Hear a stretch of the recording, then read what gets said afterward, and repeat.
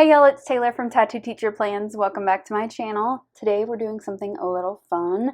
I am going to be doing a talk through plan with me and answering some teaching questions. So I posted a kind of Q&A request for questions on Instagram and YouTube. So I'm going to combine some of the questions because they were very similar. But I think I got all of them covered. If I didn't, or if you have an additional question, leave those down in the description and I will answer them for you. But here's how today's going to work.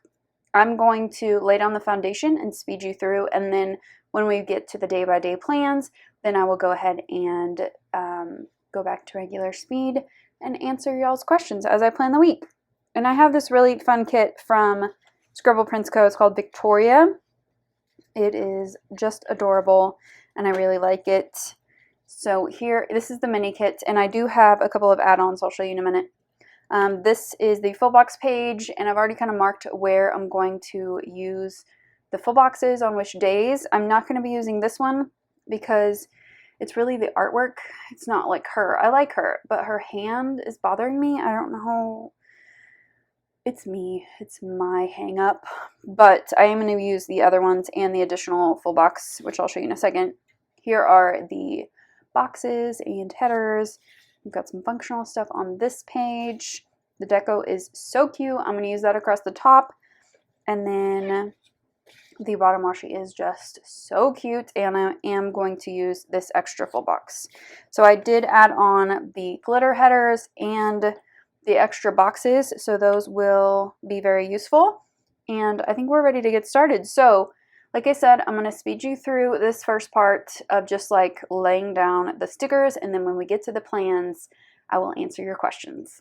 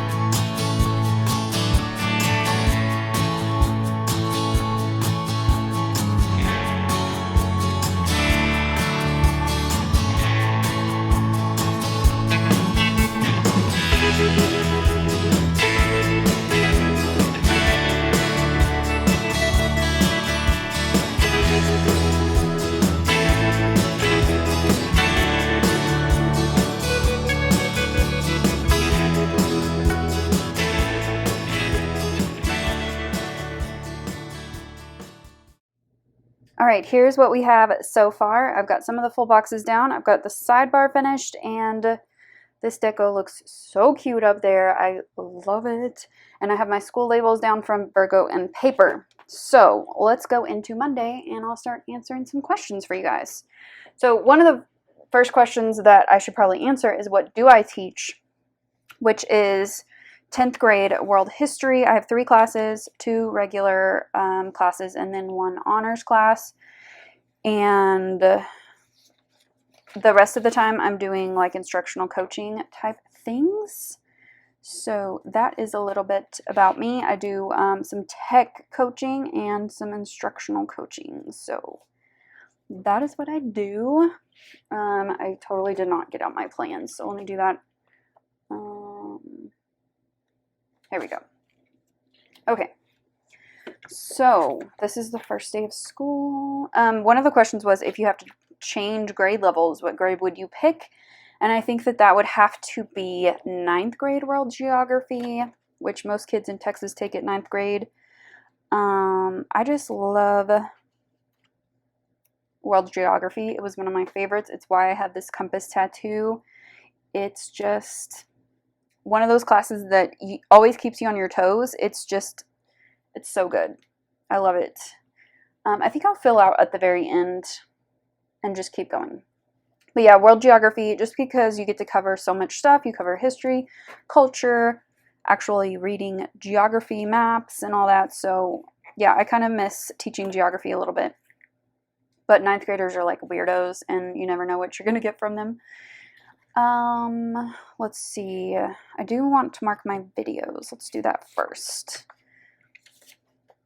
What someone asked about, what's one book every education professional needs to read? And I don't really have like one specific book, but I do have a couple authors to recommend that I just absolutely love. One of them is Daniel Pink. I love his books, Drive, and I can't remember, A Whole New Mind. That's what it is.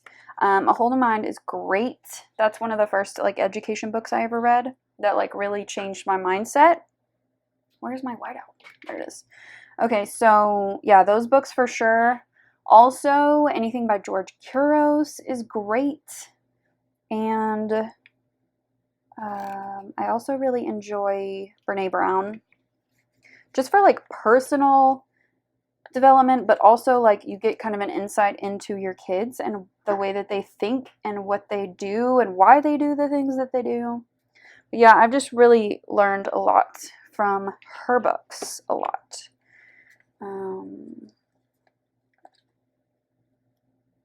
Yeah, those 3 authors for sure. I can recommend those to you. Someone asked, how do I stay motivated all the time and organized? So I think it's just ingrained in me to be organized like that. But also, if I don't, I like lose my mind. I have to stay organized. It's just like who I am as a person.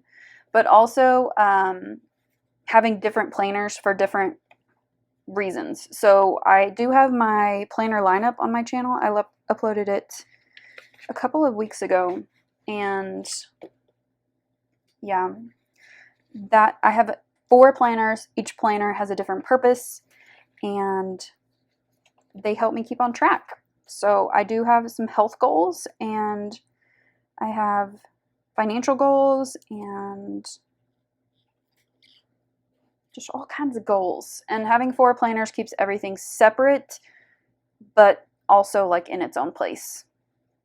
I also add events and dates like right away. Like when I know that something is going to happen, then I add it like right then so that I don't forget. And I also sit down with my planner many times a day to check in with it. So like this planner, which is my main everyday planner, this is the planner that I check in the morning when I get home from school and before I go to bed. And that helps me stay on track really, really well.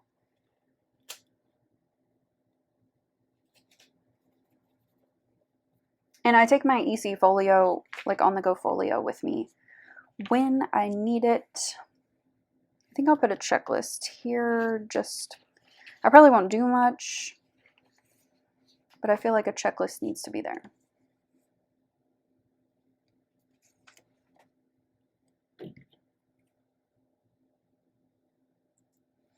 Okay, another question was, what do you do once you're at home if you've had a not so good day at school? This happens, you have bad days, either, working with teachers like me or with my kids. And usually my fallback is going for a walk to clear my head, and I'll listen to a podcast or I'll listen to some music. I also drive home. It takes me about 45 minutes to an hour, depending on traffic, to get home each day. So the school that I teach at is out in the country. So I drive on this winding country road to get home. And I also drive with my best friend, and we can vent to each other. And then by the time I get home, I'm like, good. And then if the walk doesn't work, then I call my mom, because moms always make everything better, right? What do I need to do on Tuesday? I do want to mark that we don't have any meetings this week. I think I will use a little pink coffee cup right there to mark no meetings. We'll pick up with meetings next week. So someone asked about classroom management strategies. So I work with at-risk kids. Our whole school is an alternative school. So the number one thing is to build relationships with your kids, because otherwise they will not trust you and they will not do what you want them to do. It's just not going to happen. So yeah, definitely building relationships from day one. That is an ongoing process, continuous process. And then also setting boundaries and procedures from the beginning too, and like reiterating them, reteaching them as you go. You have to teach them those boundaries and what you want them to do, or else they won't know what you want from them. And then they'll do the wrong thing, and then you will get upset about it, but they didn't know that they did the wrong thing. Does that make sense? Hopefully. Also, consistency is key. So whatever your procedures or rules are, or the boundaries that you set for your kids, no matter what, you have to stick by them.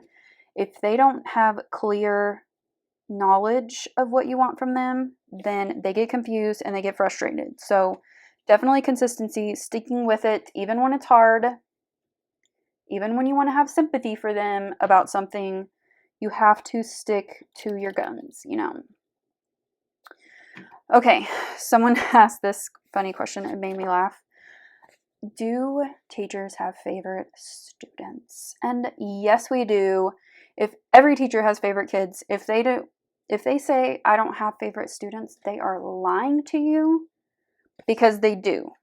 That is a natural thing to have favorites. It just is. There's just some kids who get straight on into your heart, and you just can't help it, and you just love them, and they become your favorites. And there's others who do the exact opposite. But always, every teacher has favorites. You try not to show it, though. Definitely don't point it out that that's your favorite kid, because that will make the other kids mad. But yeah, we definitely have favorites. Let's go to Wednesday. Okay, I need to work on something this day. I think I'll use this little pin here from the deco, and one of these little, I haven't used a quarter box yet. Let's use this one.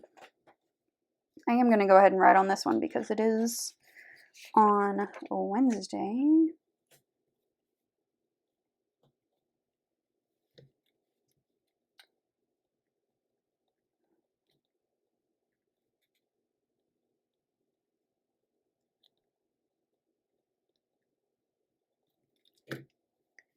Okay. This week, it doesn't look like I have a lot of plans, but it's the first week of school, which is always a little bit hectic. Okay. What else do I have going on Wednesday? Okay, workouts.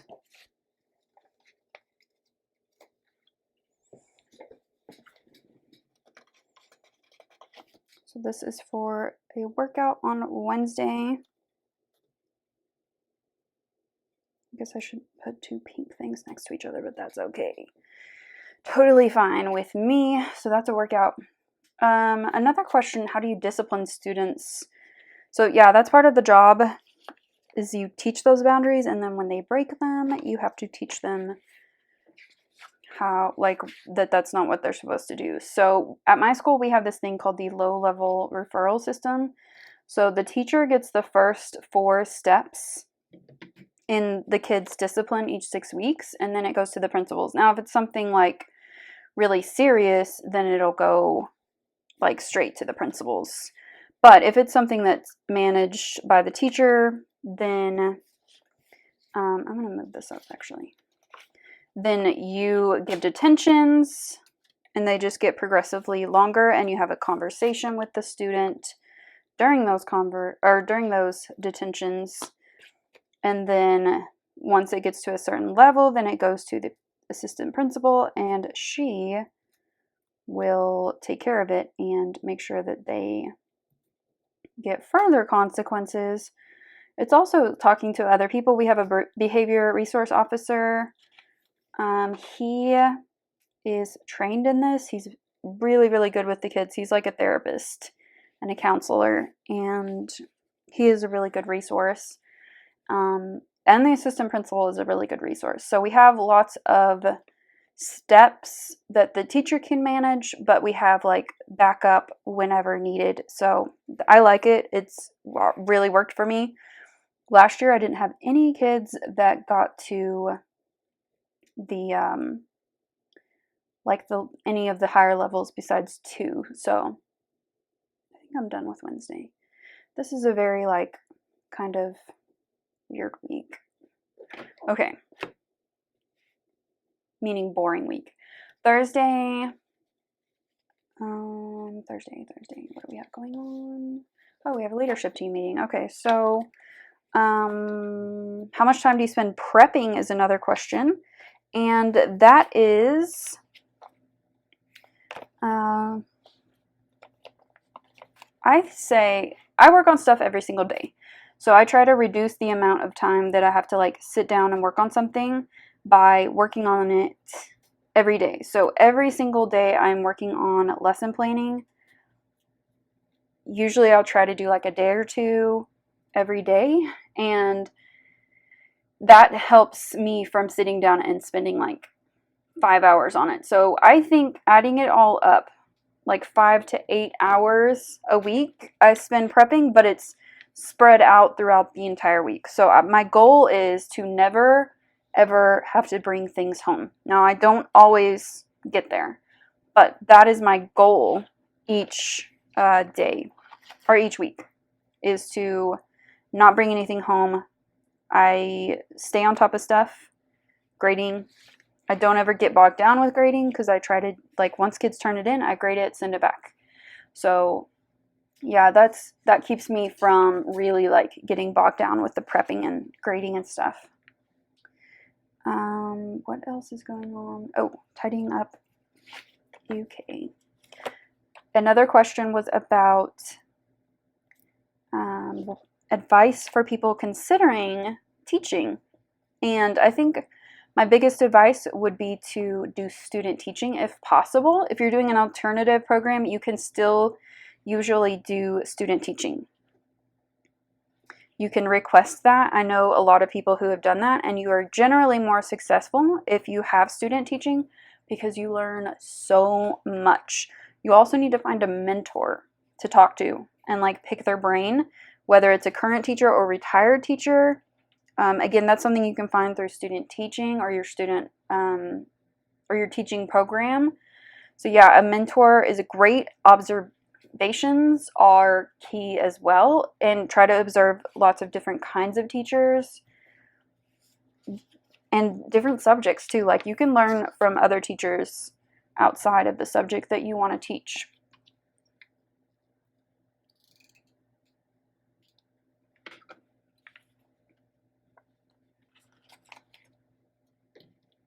Also, Facebook groups are a good resource.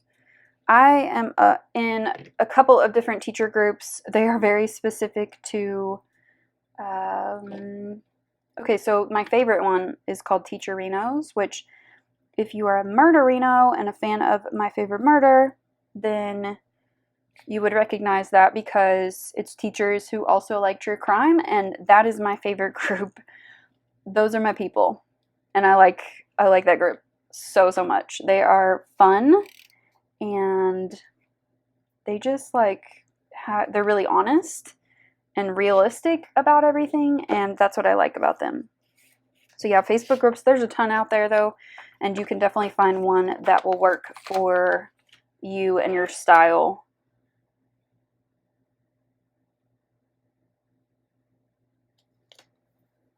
Okay. Are you the type to decorate your classroom? So first thing I should say is I share a classroom with another teacher. We actually teach the same subject, so that is kind of helpful for us because we kind of have the same vibe. And we each have a side of the room, so we have our own whiteboards and things like that. We kind of share all of the other spaces. So our supplies section and all that organization is all like utilitarian and organized and communal for all of our classes. But I did used to be a decorator and an over decorator. I do teach at the high school level, so I believe over time, like I've decorated less and less, and I think that's because I have realized that it's more about the systems that you have in place. So like where your kids pick up their papers when they come in, where do they turn in their papers, where do they keep their notebooks, should they have their Chromebooks open or closed at the beginning of class, just those things. Those systems are more important to me, and I have really good systems now. I've just tried and true systems at this point. I have had the same thing for 3 years, if that gives you an idea. So Friday we have a pep rally, and then also I have to work football concession stand, which is not my favorite thing. I think I have some football stickers somewhere. Where are they? Let me see. Oh yes, here we go. Just gonna grab one of these little footballs. Our football team is, I mean, God bless them, they're just not very good. And they try really hard though. I will give them that. And this year they're very positive. Most of them have never played football before, so it's like hard to go up against teams that have been playing forever together.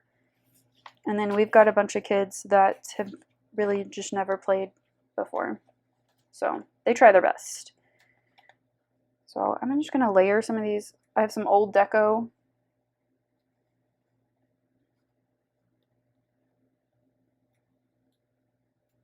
And I'm just going to put it like that. Okay. That's a lot of stickers, but we're just going to go with it. What else? You know, this week is like, I'm going to move this down. This is going to be the end of the day. I should probably put these on a half box. Hold on. I'm going to pull these up. So while I'm doing this, I have a question about favorite tech tools, most useful tech tools. And Google Classroom, hands down, is my favorite tech tool. I got into it kind of year before last and then last year for sure. And it is so helpful. I have passed all my tests and stuff to be a Google educator, and I'm one of the beta testers, so I'm really into Google. I just love it. It has kind of changed my whole teaching career and revived my teaching career in a way that I never thought even possible. But yeah, Google is just incredible, and I love it. It has its limitations though, so there are some other things I use. YouTube, for sure. is a great resource. So my kids, you know, they have grown up with technology their entire lives. And so YouTube is a way for me to teach them concepts or kind of use it to introduce something. And it's just a really good way to do that. Come on, stick down. It's not dry yet, so it's not sticking. But yeah, YouTube is super helpful. What was I thinking of the other day that works with YouTube? I can't remember. It starts with an E. But I use this program that kind of stops the video and like forces them to think about what they're watching that I really like. I wish I could remember off the top of my head. I use it frequently. Also, current event articles are really helpful for my kids because world history is like hard to wrap your mind around sometimes because it was so long ago for our kids. But yeah, news articles that are relevant to today really kind of bring them in. National Geographic is great for that. Sometimes I'll even retype them so that they are a different reading level. Oh, I don't know when to use a pink one. Let me use blue because I've got one right there. CNN has a lot of great media resources for kids too. And Upfront Magazine, their online materials are excellent. Okay, so that's for just some little school to-dos. Okay, what else? I'll just fill in here. I don't know what I'm going to be doing. Probably going to come home for a little bit and go back. Saturday is the rodeo. So we have this annual rodeo during Labor Day. We have rodeos a lot, but this is one that's like, it's the important one. I guess I could use a movie marquee, but I don't feel like it. Let me just use, I don't want to use this box because it's the same as that one. Oh, I'm out of what I want to use. Let me see if I can find something else in my functional stuff. Just for this box. That green is going to be hard to match, I think. Maybe not. That one? I think it's pretty close. Maybe not. Blue? Ooh, that blue is perfect. Okay, this will work. Someone asked about my favorite closure activity. So I do a closing every single day. We are a Fundamental 5 school, so that's part of like our training and stuff on that. So yeah, I do closings every single day. So my favorite thing is doing questions and having them write, like do prompts that include some kind of writing. Sometimes it's longer writing, especially like what if questions, like what if this had gone differently, because it really makes them think about it from a different perspective. Or I'm just going to put this here because I want to use it and it's cute. Discussions, either online discussions within Google Classroom or just verbal discussions. I also like doing collaborative documents in Google Docs or Slides. Slides is kind of cool and it's easy to grade, so I like that too. But those are my favorites. I try to keep it very simple and not too crazy. I'm not going to work out this day because I'm going to work the chuck wagon making fried pies all day and I'm going to be exhausted, so no workout. I think I'm going to put down a checklist because I think I'm going to run some errands when I get back to town.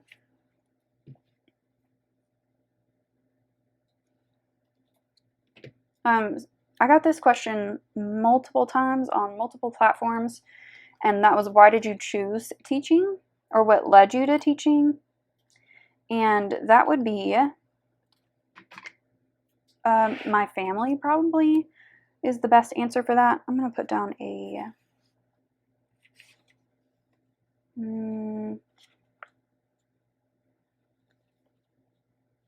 put down this for a grocery pickup. Yeah, my family, almost all of my family members are teachers. A bunch of my cousins are teachers. My parents were both teachers. My dad still is. My grandparents were both teachers on my dad's side, my mom's side. So many teachers everywhere. I also loved school. I was a huge nerd in school. I bet you could guess that. I also had really, really good education advisor in college, and he led me to really good like connections and conversations that we had about teaching and why I should be a teacher. He was also really good friends with my nanny, and that was like a really important connection that I had to him. And he was just really good. Besides criticizing my curly hair, he told me that I needed to straighten my hair to be taken seriously, and I said, no, sir. And I haven't really straightened my hair much since then. Maybe like a handful of times, because I love my curly hair. Also, 2 years into teaching, I decided that, because I was really, really frustrated. Your first couple years are really hard, and my school was like rebuilding basically after having a bad couple of years, and so it was really, really, really rough, you guys. It was rough. And I went to career counseling at my old college because I lived like not that far from it, and so that was like really helpful because I was able to take like this really long it wasn't a quiz. It was like a test, a career test. And in this test, it asked you like hundreds of questions. It took me like multiple sessions to finish this test. And at the end, it said like education is like the sector that you're supposed to go into. And my counselor that I went and talked to about, you know, my career and stuff, we talked about all kinds of stuff. I mean, she was an actual counselor too. And she told me at the end, she was like, you know that you're supposed to be a teacher, right? Like she said those words to me. Like she was telling me like, hey, idiot, like get it together. You're supposed to be a teacher. And I was like, oh, I guess I am. I guess I am, because I do love it so, so much. I was just frustrated and in a weird and awkward, like, kind of weird position in my school. Like my school, no, I was not in a weird position. My school was. And once my school like got it together, we got good leadership, then my career has just kind of changed and adapted and just, so that kind of leads me into how did I become a tech / 21st century learning coach. So this year, actually, my title has changed to instructional technology coach. And that kind of shows both sides of what I want to do and what I am doing, which is, I'm going to use this first day of school sticker. Just saw that randomly. But I cover instructional coaching with teachers along with tech coaching and like helping them use different tools, and I'm not going to be meal prepping yet. I'm going to grab one of these self-care stickers though.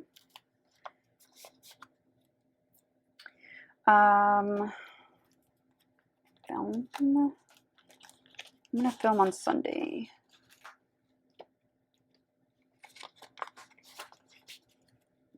Okay, I think that's all I need for now.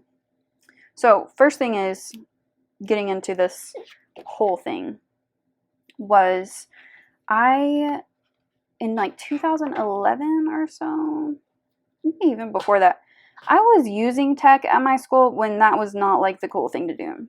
Like I said earlier, my school is it's a country school, okay?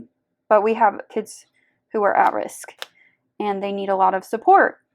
And I was like 21 years old when I started teaching with these really, really difficult kids at the time. And I just like threw myself into using technology because I wanted to use it. And then other people started seeing that I was using it, including my superintendent and my principal, who I've always had super supportive superintendents and principals, except for one principal. But he's gone. Long gone. He got fired because he's terrible. But that's besides the point. Everyone was really supportive, except for that guy. And gradually, they just started adding more responsibilities to me, which I gladly accepted because I was obviously interested in it. And then it just evolved over time with how much I was doing and what I was doing with the different teachers. And now I am the instructional technology coach, and I help teachers set goals and help them like build on those goals. I also help them with planning and lesson planning. And I also help them with Google, especially because at my campus, I'm the most like knowledgeable, I guess. I use it the most. And I also do purchase orders for technology too, for teachers or my principal, because he doesn't want to do it, which is fine. What else do I need on? Ooh, I'm going to pick up groceries over here. I'm going to move this over here.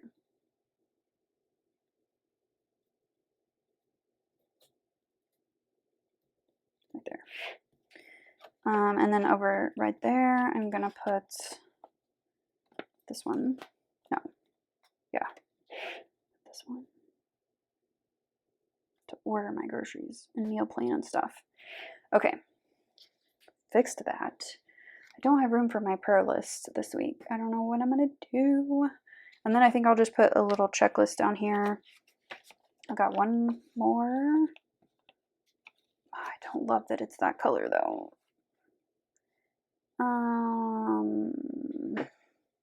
There's too much pink going on right here.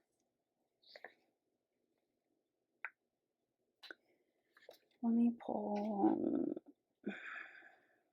I don't like this. Spacing is all off. This is what you don't see whenever I do voiceovers. All right.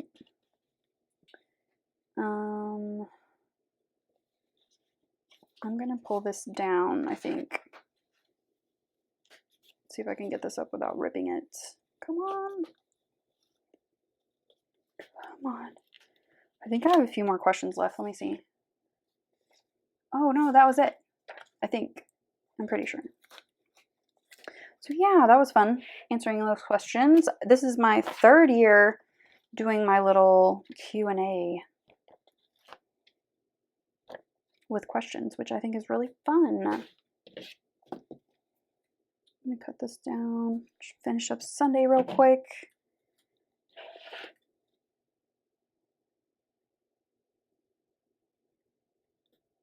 Luckily, we have Monday off of this week, so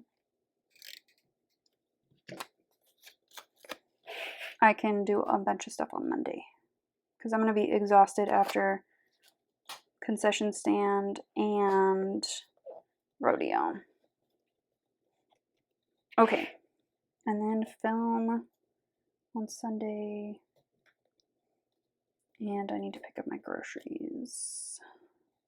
I'm going to use this blue box.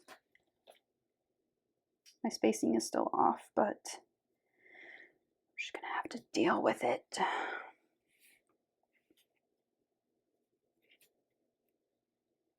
I was going to put the self-care sticker over here. Okay. And what else?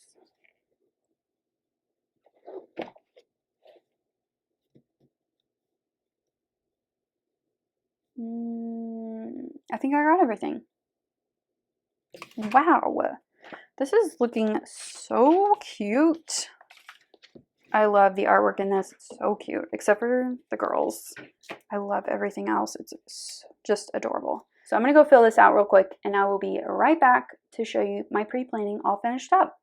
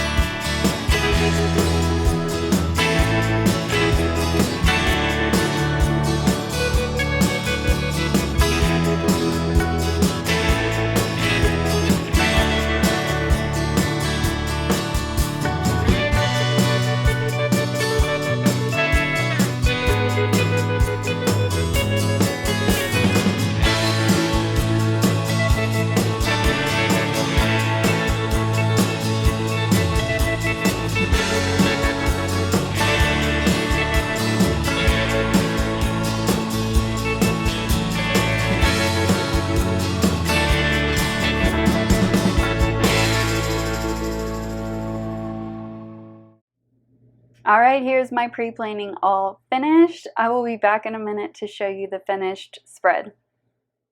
So here is the finished spread for this week. I have a bunch of things to check off because I am exhausted, you guys. I got sick on the Sunday before this week started, and this was the first week of school. So on top of that, I had so much going on, and I'm still recovering from my cold. So this week didn't go as planned, and I feel like the spread turned out a little bit messy because of that. But it was a good first week. It was busy and exhausting, but it was really, really good. Football concession was busy, but it was fun. We had a good time at the rodeo. This was a lot of work, but I did get to come home and take a nap, and I went to bed early. And here we are on Sunday, and I am just kind of taking it easy this week and catching up on some things. And then Monday, I will get back to my regularly scheduled Sunday activities. So I will get back to my harder workouts and meal prepping and all of that stuff. But today, I just need to just chill and just get my energy back. So let's zoom in on this spread. I think, let me show you what I have left from the kit first. I loved this kit. I think it turned out so cute. I've got two sets of glitter headers left. I've got a full set of date covers that I do want to reuse somewhere. I've got a little bit on this page. I used all but a couple of these boxes. I used all the deco because I just had to. I was going to use this coffee cup. I'm going to save that and put it somewhere else. I've got one full box left, and then I've got a couple of boxes left on this page. So I used a lot of the kit, and I think this turned out adorable. So let me zoom in, and I'll show you the spread a little bit closer. Okay, so my school labels are from Virgo and Paper, along with this little script sticker here. This is Fox and Pip, Crafty Banana for the personalized coffee cups, along with this little strawberry little carton. And then down here, these are no longer available, but this is Fox and Pip along with this one. And then down here, I've got Nikki Plus 3 and Coffee Monsters Co. And then over here on this side, Fox and Pip here. Once More with Love here. Those two stickers. Virgo and Paper. And then down here, we've got Fox and Pip again. And Once More with Love. Crafty Banana. And everything else is either a leftover or no longer available. So that is everything for this plan with me. I hope that you enjoyed it. All the shops are linked down in the description. If you did enjoy it, give it a thumbs up and subscribe if you're not already subscribed to my channel, and I'll see you next time. Bye!